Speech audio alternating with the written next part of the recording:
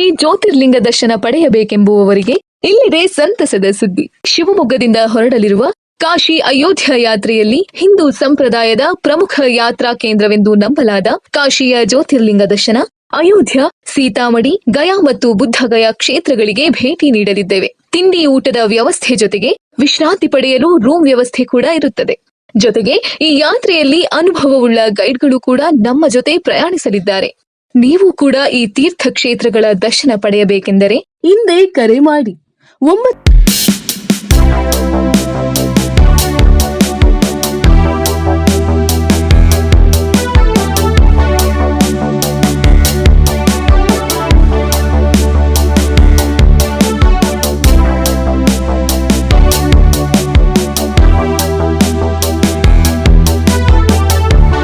ಮೈತ್ರಿ ಭಾಳ ಬಲವಾಗಿದೆ.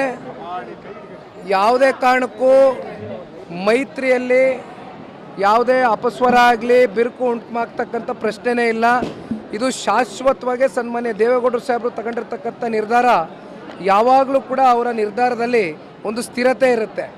ಯಾವುದೋ ಅಸ್ಥಿರವಾದಂಥ ನಿರ್ಧಾರ ತಗೊಳ್ತಕ್ಕಂಥದ್ದಲ್ಲ. ದೇವೇಗೌಡರು ಸಾಹೇಬರು ಇವತ್ತು ನರೇಂದ್ರ ಮೋದಿಜಿಯವರಿಗೆ ಒಂದು ಶಕ್ತಿಯನ್ನು ತುಂಬಿಸ್ತಕ್ಕಂಥದ್ದಕ್ಕೆ ಕಳೆದ ಸಂಸತ್ ಚುನಾವಣೆಯಲ್ಲಿ ನಾವು NDA ಮಿತ್ರಕೂಟದ ಒಂದು ಭಾಗವಾಗಿ ಇವತ್ತು ಜನತಾದಳ ಪಕ್ಷ ನಮ್ಮ ಬೆಂಬಲವನ್ನು ಸೂಚಿಸಿದ್ದೇವೆ. ಇದು ನಿರಂತರವಾಗಿ ಇದೇ ರೀತಿ ಸಾಗುತ್ತೆ.